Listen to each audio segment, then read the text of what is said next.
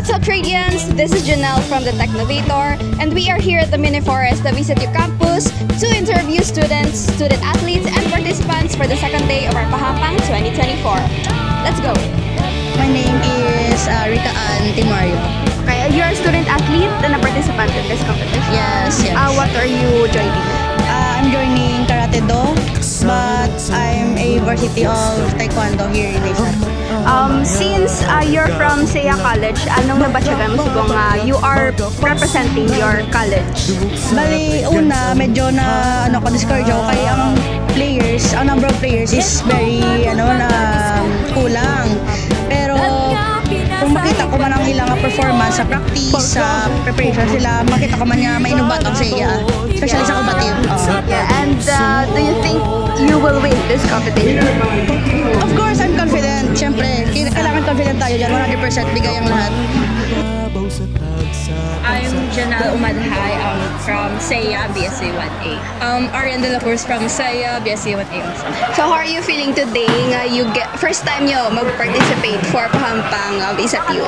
Namiss siya sa feeling kay damo-damo sa events nga gin-prepare ang SR para sa Pahampang. Kasi damo mga pagkaon, damo ka mga ilimoy nga pwede mag-backlon ang events na yun, ka-enjoy gid siya kag ang venue given nga mainit subong nag-prepare gid sila nga hindi mapudayan ang mga students para sa ilang kalabanan sa games indoor.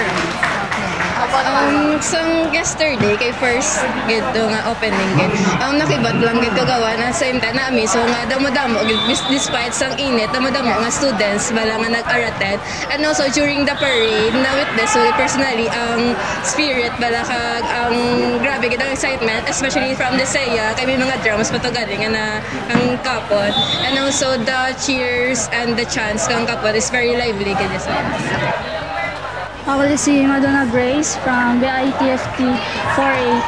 Okay. So, kamusta ang preparation sa CIT this Pahampang? Okay lang na try naman na best para sa team na daog naman. How are you feeling? Daog ka mo sa match ni Subong? Okay lang, happy. Lahat sa championship. So, what do you expect na sa next days after sa championship niya? Tanihan mo Japon ng aming nampang. Magbunuligay ng Japon. I'm from College of Arts and Science, and I am also from the College of Arts and Sciences Student Council. So, what did you expect the first day pa lang sa Pahampang natin kahapon? Actually, wala akong expect a lot, but it was surprising. Halata nga preparahan, and it was nice kaya may pa-fireworks. First day, wala ko to'y kamitan.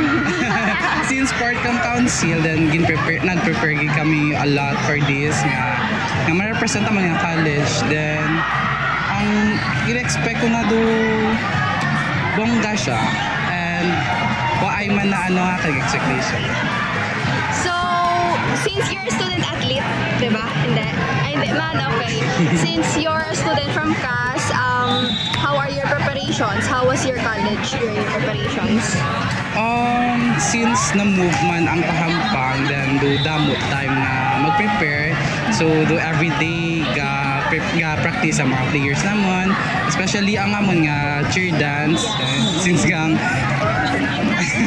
everyday ka-practice kami, then ang preparation na naman is like gina-prepare naman staff naman for this, and ginaambala mo sa students na mga ma-enjoy lang sila in every game na ginaampangan nila. You feel madaog ka mo for championship? Yes, claiming, manifesting it. And despite nga extreme heat condition, ang mga students kita mo dedication nila, especially sa futsal, sa basketball, take time gid sila mag-practice. Once again, this is Janelle from the Technovator. Like and follow our page from our